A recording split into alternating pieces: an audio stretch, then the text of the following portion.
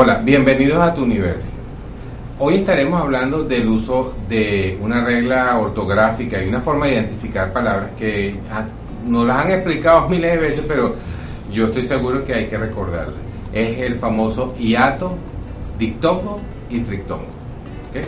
Para eso tenemos aquí a la profesora María Rengifo, que nos va a hablar de este tema, que es interesantísimo porque realmente está presente en el castellano que hablamos, pero es bueno saber y identificar la situación. Profesor. Gracias por el espacio. En este caso, esto es un poquito de la continuidad del video o del espacio de las palabras agudas, graves y esdrújulas. Aquí en este caso también las sílabas son importantes. Reconocer cómo separar las sílabas. En este caso vamos a hablar de las palabras que tienen dictongo. ¿Pero qué es un dictongo? Es la conformación o es la unión de dos vocales y que estas mismas formen una sílaba. En este caso el dictongo se forman con una vocal abierta, que en este caso las vocales abiertas son la A, la E y la O, por la pronunciación como nosotros la emitimos, y una vocal cerrada que es la I y la vocal U. O en este caso decimos vocal abierta o cerrada o vocal cerrada o abierta para que se forme un dictongo en una palabra.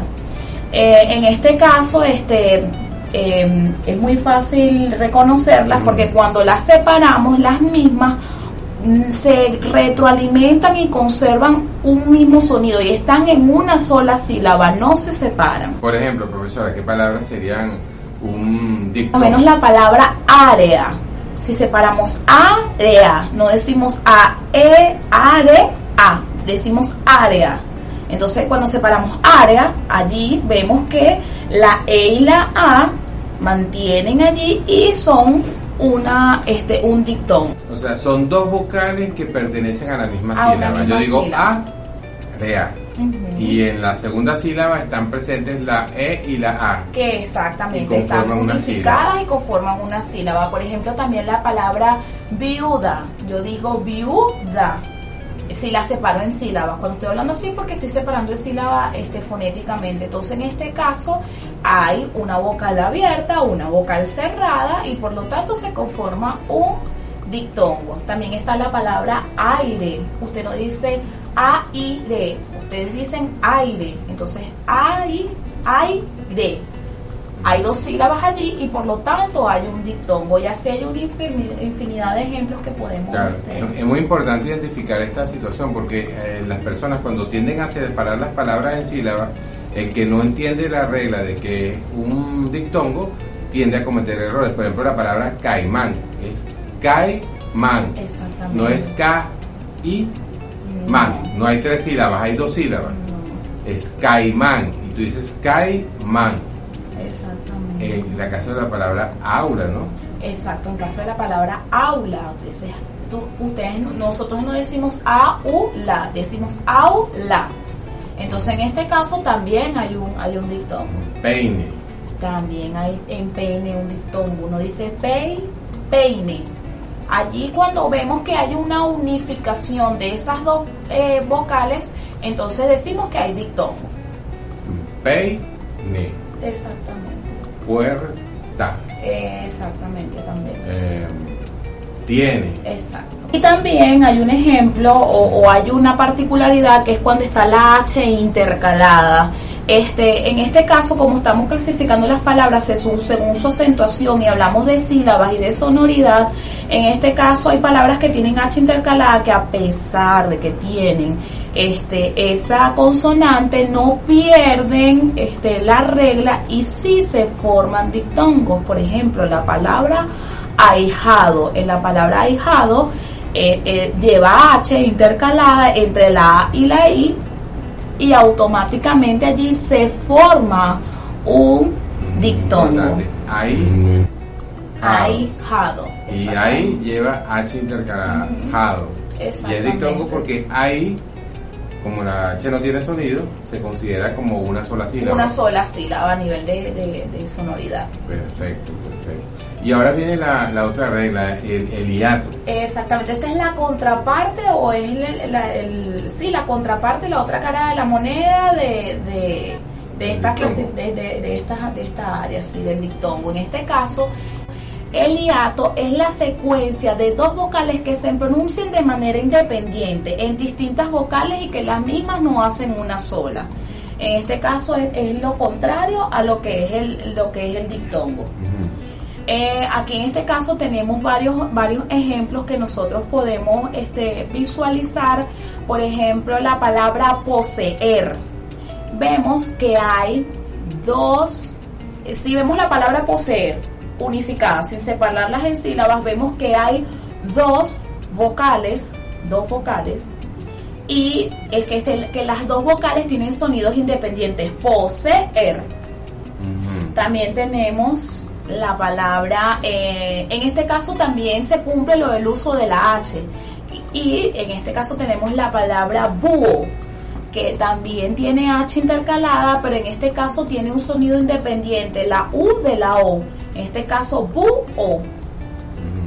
Metemos la palabra poeta, nosotros decimos poeta, no poeta, sino poeta. También se puede decir que su nombre también, su nombre sí, en mi nombre también, María. Tienen independencia allí ambas vocales, las finales, por supuesto, y allí también hay un hiato. Sí, María. Exactamente. Perfecto. A pesar de que la I en este caso, es una vocal, que es una vocal cerrada, tiene un mayor golpe de voz, una sonoridad, está la sílaba tónica, y eso hace que sea independiente de la A, y por eso se puede decir que ahí hay un hiato. O sea que la palabra María es un hiato y además es una palabra grave.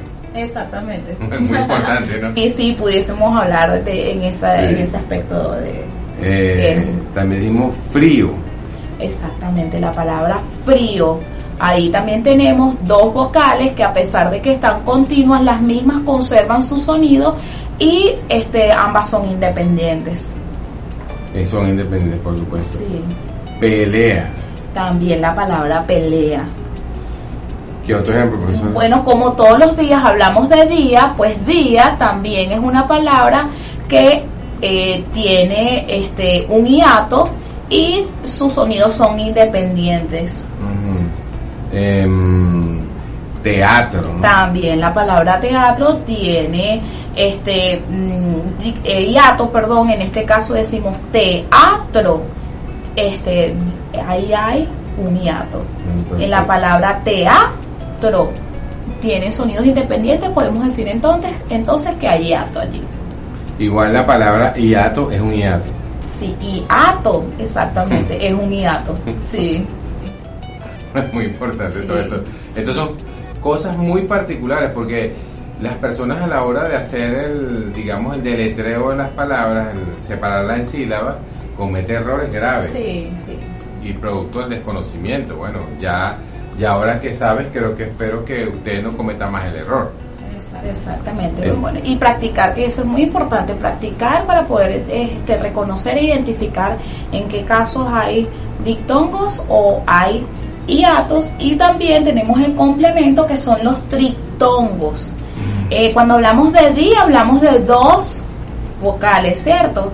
Ahora hablamos de triptongo, que es la unión de tres sílabas, en este caso son tres sílabas que se pronuncian, de tres vocales que se pronuncian en una misma sílaba.